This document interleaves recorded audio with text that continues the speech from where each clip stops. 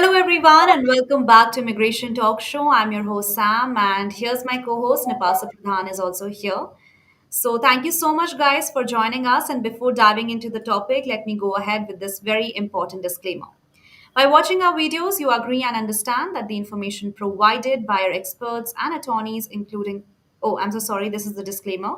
By watching our videos, you understand that the information shared, including user comments, is not a professional advice.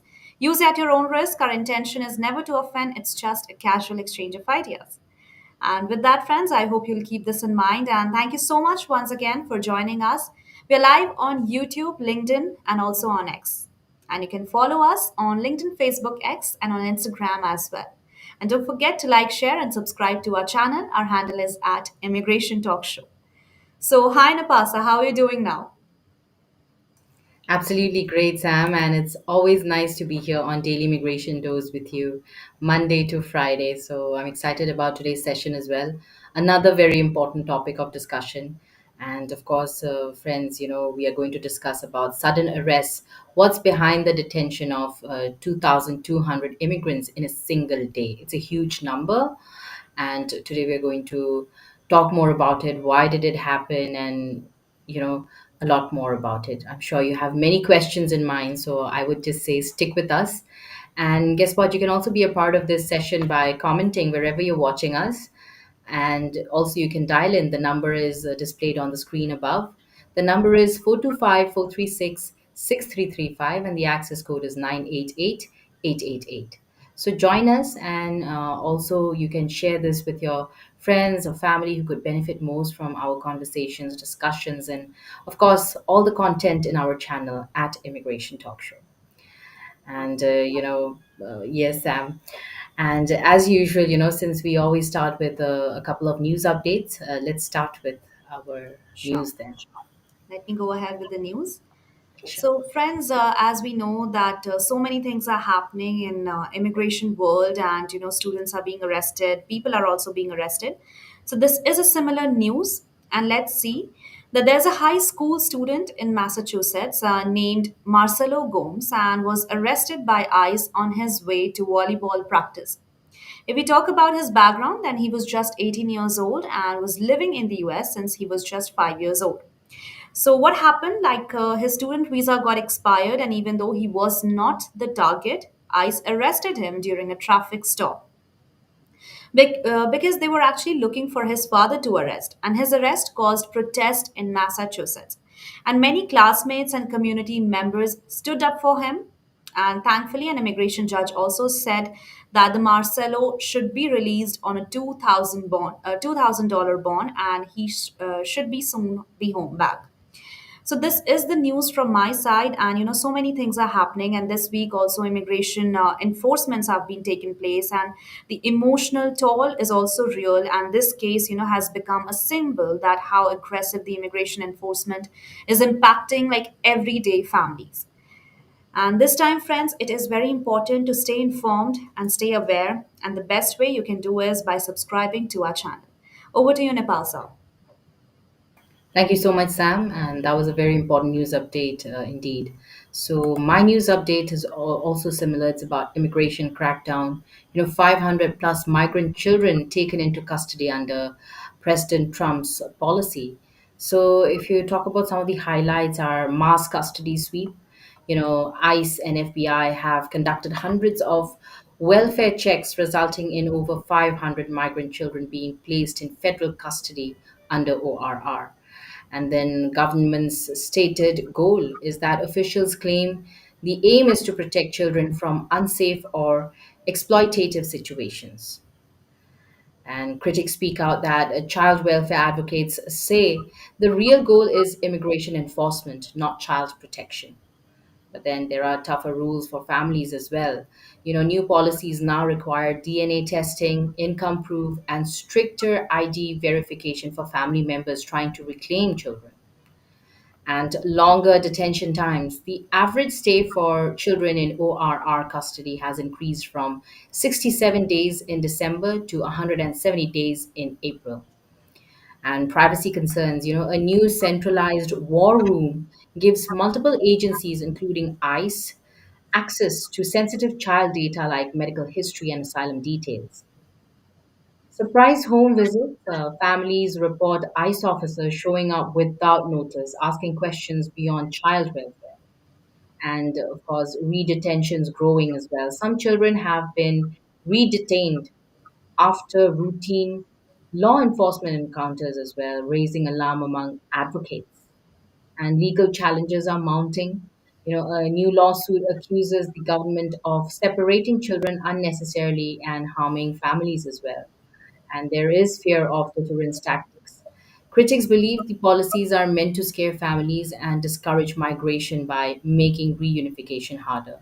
But of course, there is more analysis coming soon, and all I can ask you to do is, subscribe to our channel at Immigration Talk Show, because we will be unfolding and providing you with more details as this story develops, and situation rather, as the situation develops. So, thank you so much, friends. Don't forget to subscribe, and I think with that we should go ahead with our discussion for today, why we are here for.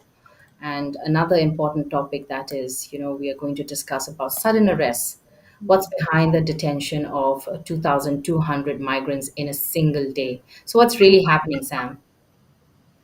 I think so much is happening right now, and the time when we have come up with 2025, every day we are waking up with so many different rules and policies.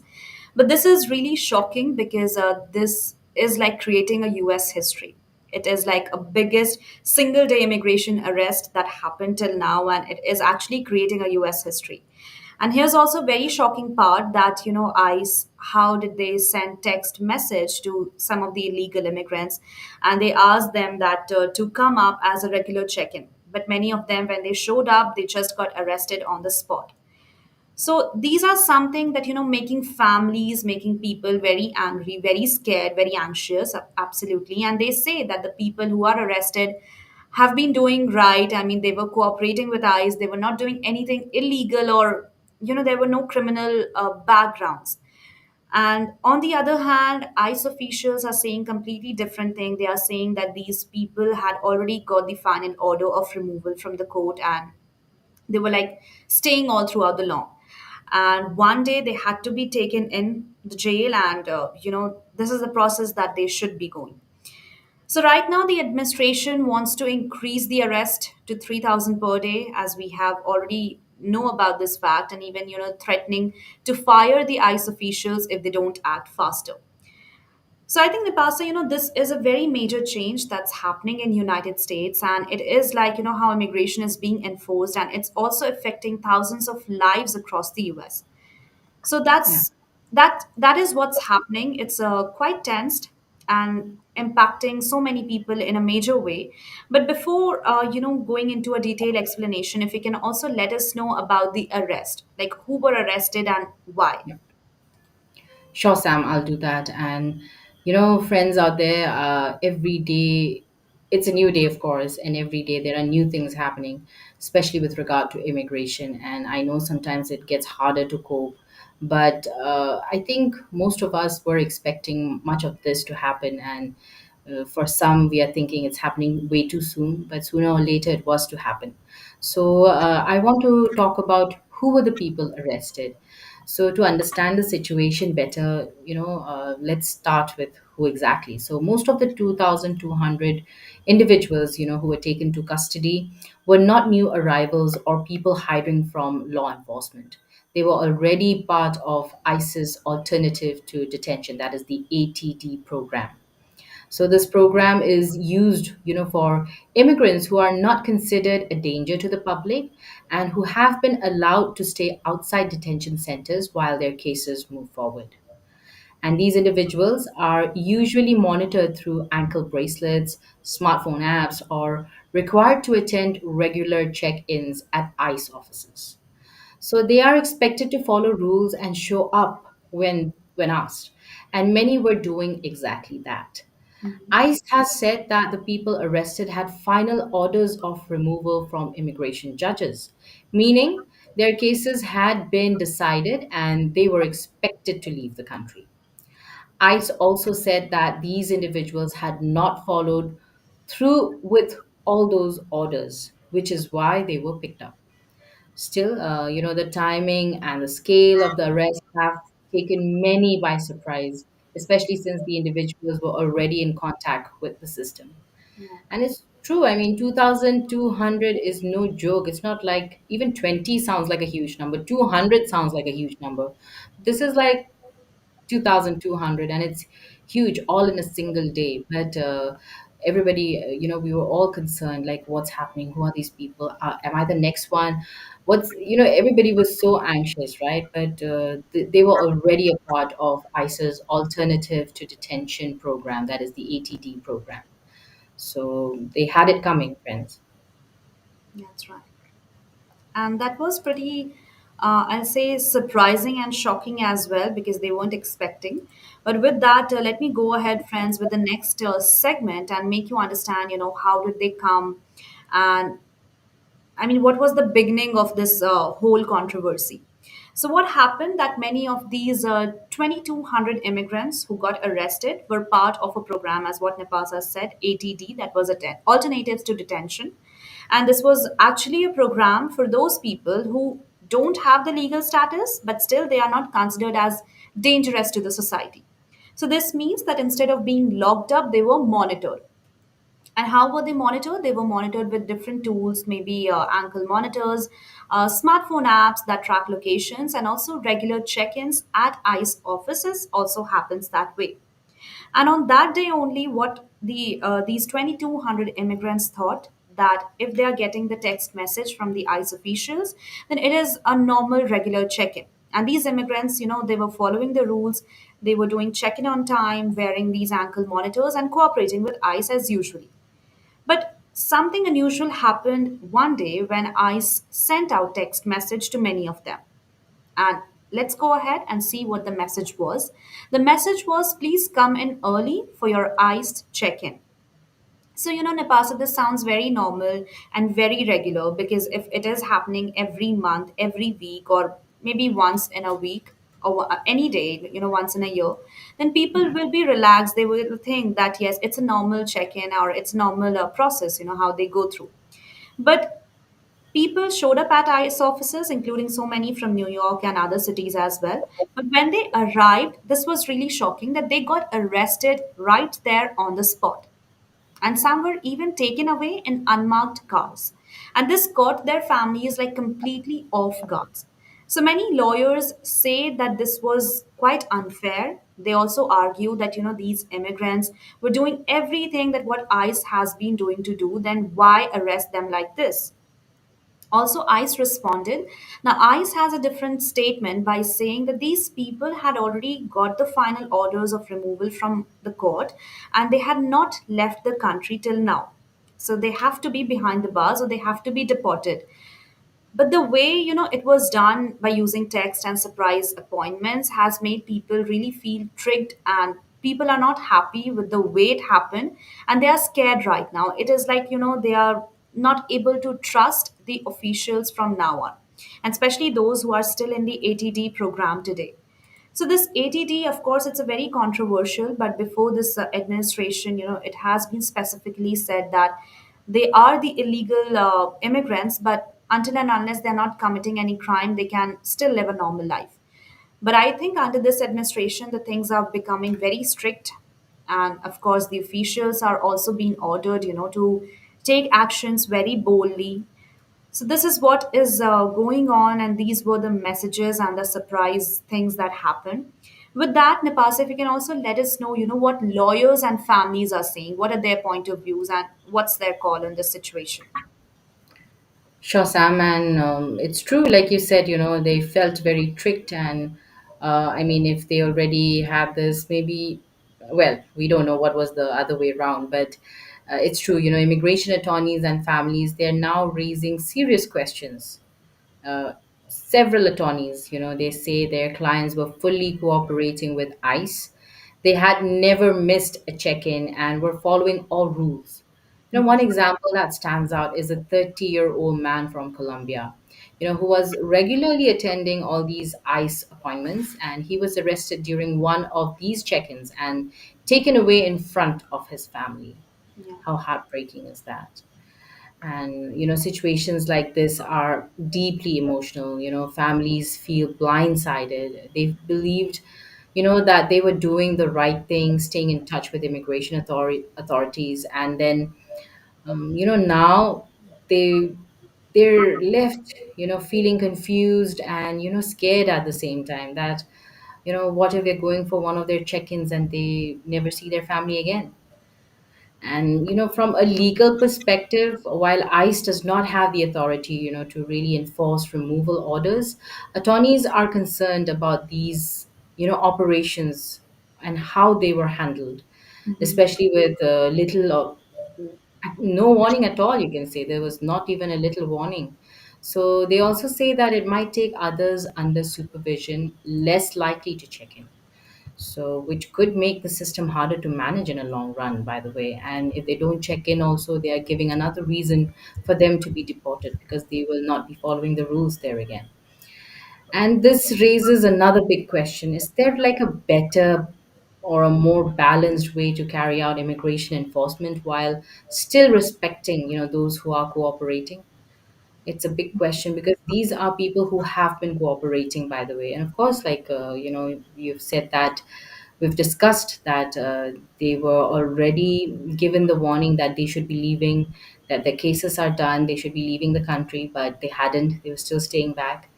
Mhm. So it's concerning, and confusing also, because attorneys, all these legal representatives of these people, they're also feeling tricked. Like, how come? Because their clients have been following all the rules. They've been doing everything ICE has been telling them. They have been cooperating with the government, the ICE agents, the rules, basically. So what's happening then?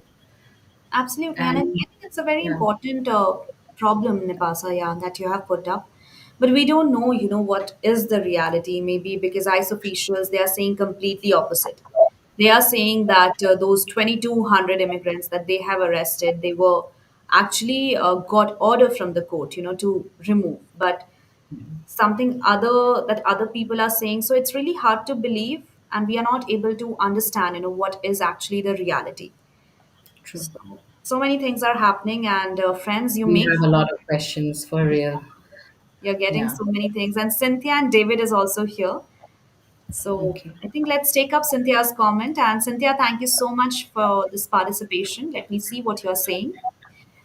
So Donald Trump says the US travel ban for citizens from 12 countries apply to countries that don't have things under control. Okay. There are an additional 7 countries whose citizens face partial travel restriction. That's right. And this is also a very hot topic that you have mentioned. So thank you so much, Cynthia, for putting up it in the comment section. And I think soon we are going to have a discussion on this. So stay tuned and keep watching Immigration Talk Show. Okay, Nipasa, why don't you go ahead with David's comment? Sure, and David is saying hundreds of people who were arrested had been enrolled in ICE's alternative to detention program. Exactly what we have been speaking about, David. Thank you so much for joining us, and I hope that you have been with us throughout this session. And these three sources familiar with the arrest told the new portal. Under the program, ICE releases undocumented immigrants who are deemed not to be threats to public safety, and then keeps track of them through ankle monitors, smartphone apps, or other geolocating programs, along with periodic check-ins at ICE facilities. Exactly, David. Very well put. And these are the topics we've already discussed a little earlier in our discussion today. And it's true, they have been monitored, they have had their regular check ins, uh, and this is still happening, so we really have to find out what is happening. Is what I saying to the truth? Were they already warned about that they should be leaving the country, because their cases were already done? There was no way, there was no other way but to leave the country, but still they were staying. So we don't know, and we will still try to bring you the latest updates on this as well. But it's true what you have mentioned about the ATD program and also how they're being monitored. So thank you, David, for participating. And folks out there, if you haven't as yet subscribed to our channel, subscribe now. Our handle is at Immigration Talk Show. Find us not just here on YouTube, but also on LinkedIn, Facebook, X, Instagram, and stay connected with us. Absolutely. And with that, Napasa, let me go ahead with another very important topic, that what's driving the increase in arrest. So many things are happening right now, but let's also understand the reason that why is this happening? What's behind it? So firstly, according to me, there's a pressure from the administration because President Donald Trump is back in the office, and his team wants ICE to arrest more people. Of course, because earlier it was like 750 target. Days after later, it became 1,000, and now it's like 3,000. So, a top White House officials also told that ICE leaders should arrest 3,000 people every day, and if they are not going to do that, they will be losing their job. So, I think this is some another type of pressure that the ICE officials are getting from the administration, and that is why they have to look, or that is why they are taking this step. Next is blaming the last president. That's right. The administration says the last president, that was Joe Biden, was too soft and too lenient on immigration. So they believe that too many people were allowed to stay, or even they were having illegal status, but still they were, given all the benefits and all the perks as how the legal citizens used to have. And now they are trying to show that they are tough on illegal immigration. Next is going after people with removal orders. That's right. Now, many people who are arrested already had final deportation orders from a judge. Now, this is what ICE officials have been saying. Even if they were following the rules, checking in, wearing the ankle monitors, and everything was happening according to the administration, ICE will still arrest them because they had not left the country or they were not following the immigration policies. Next, faster technology equals to faster arrest. Now, this is very obvious because the tools that the officials are using, those are like great tools, tracking apps, ankle monitors, and also mass text messages. These are very easy to arrest more number of people very easily and quickly. And this technology also helps them to move faster than before. So I'll say, in simple words, the administration wants to show that it's being strict on immigration right now, and especially for the undocumented one, it's very tough. And that is why the ICE is now arresting more people, even those, who were following the rules. But still, if you're not legal according to the immigration rules, then that is one of the most violation that can happen. And using technologies also, they are trying to do it so that they can have more and more arrest quickly and fastly. So I think it's going to be very tough, Nipasa, more upcoming days. We don't know how it's going to be, but of course, Yeah. for the undocumented one, they'll face more difficulties in these days. What do you think about it? It's true, Sam, and we have seen this happening ever since January, ever since our president hit, office, and I think it was the very first day or the second day itself, right? The arrest started happening, and it has been increasing ever since. So to sum it all up, I think the arrest of over 2,200 immigrants in a single day is a major event, definitely. And not just because of the numbers, but also because how it happened and who was involved. So many of those picked up were already under, eye supervision, as we all have been speaking, and checking in regularly and wearing these tracking devices. The use of text messages to bring people in early and followed by immediate arrests, it has really sparked all these strong reactions throughout the country, from families, legal advocates, and all immigrants, I would say. So I think we will have to see, because at the same time, I says it's simply enforcing the law, especially for those who have final removal orders that have not been followed. So, it's clearly a very, very complex and emotional issue, which is um, just starting to happen. It just happened, right? And, as always, we will aim to bring in more facts, more stories, and the perspectives, to help you understand this that what is really happening. So thank you, friends, also for joining us today. I hope that you resonated with our session. And if you have anything to tell us, feel free to keep commenting, even after the stream has ended. And also, don't forget to subscribe to our channel and ring that bell so that whenever we have discussions like these, you're also notified. And this is at Immigration Talk Show. Check us out on YouTube at Immigration Talk Show. That is our handle. And we are also on LinkedIn, Facebook, X, and on Instagram. Check us out. And I think we should say bye now, right, Sam? Absolutely. And before that, friends, if you have any suggestion for our next topic or next session, then please go ahead. You can email me on my email address. That is sam@staffingly.com. And you can also email Nipasa on her email address, that is nipa@staffingly.com. And her phone number is also available. So that is 408 And with that, I think that was all for today's webinar. It was really a very informative session. We have uncovered so many things. And it's really feels so good, to have a great discussion with you, Napasa, and to all our friends. Thank you, David. Thank you, Cynthia. Hoping to see you tomorrow again.